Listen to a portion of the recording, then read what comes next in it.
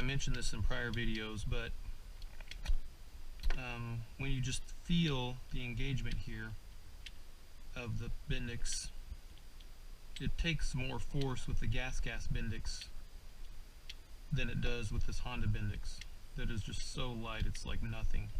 The return spring in there is the factor at this low speed, obviously. And it's still returning it fine. And this was obviously much stronger, it returns it much quicker.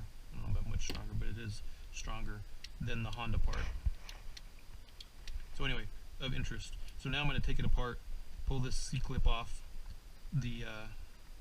pull all the guts off this Honda shaft, put them on the GasGas shaft. Okay, we're going to get this off the GasGas shaft here. We've already pulled the C-clip off, this little retaining ring. That was a pain in the butt. Might be the worst part of this whole project. Okay, here the retainer comes off. Just set these in order. The lower cap for the return spring, upper cap for the return spring, and then the actual.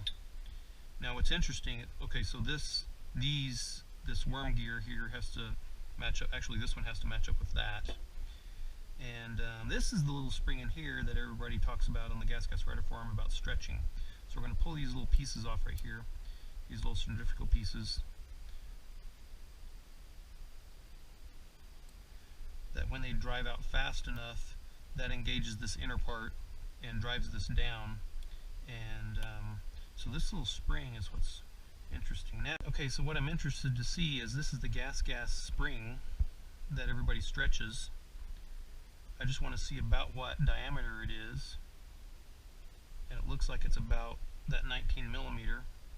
I could measure it, but I'm going to compare that to the one in here just to see if there's any difference. Okay, so getting under it with a wood chisel is the only thing that's I've found to make this work. And I'm just having to slowly pry it around to get it wide enough so that I can get it over the shaft itself.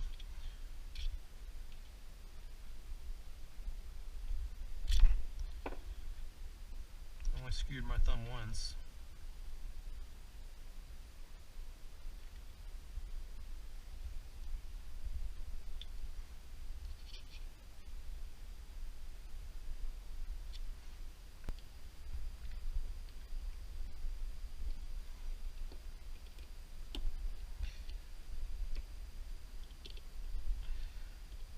The shaft is pretty hard, so I haven't scratched it up yet. Okay, whew.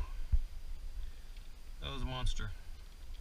Okay, there's that piece, that piece, that piece, that piece. Now, the moment of truth. Oh, look at that. Sweet. Okay, so, and these actually look the same as those. They look the same. Let's just see how the spring compares.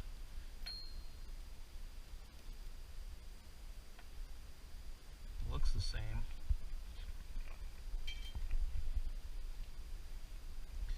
There's the 19 millimeter. Well, it's a little bit out of round, but it looks a little bit bigger. It's a tiny bit bigger. Let's just see, GasGas on the bottom here, Honda on the top. I don't want to mix these up.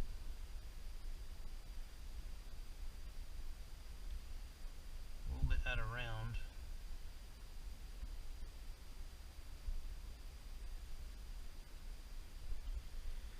I don't know, what do you think? Maybe just yeah, I think it's just a tiny bit bigger. Okay, well, in any event, part of the fix for the GasGas starter, obviously my teeth are destroyed, so I wanted to replace them, but is to stretch this spring. So, thank you to the guys on GasGas Rider for that. So we'll just pop these back in here.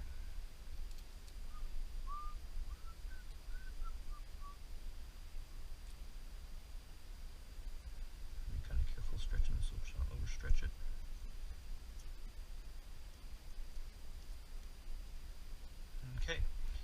all in place all the way around there. Okay, so now we can take these guts and put them on this shaft. There's a little bit of grease on there already. I don't want to put anything heavy in there. I just leave it at that. Okay, so reverse, spring, that, this, and then C-clip's what's going to be fun to get it tightened back around there so that the retainer will close on it.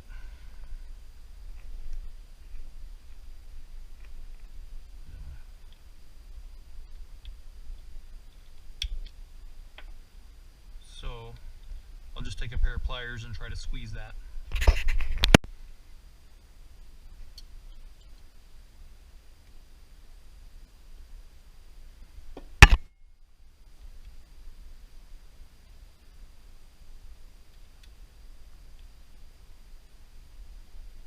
Just kind of squeeze it from all sides here. Hopefully I'll get it small enough that it'll drop into that retainer.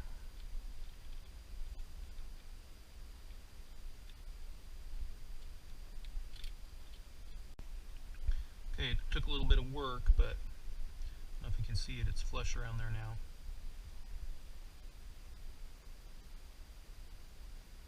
It's all recessed inside, so I have two washers I'm going to put right here on the bottom.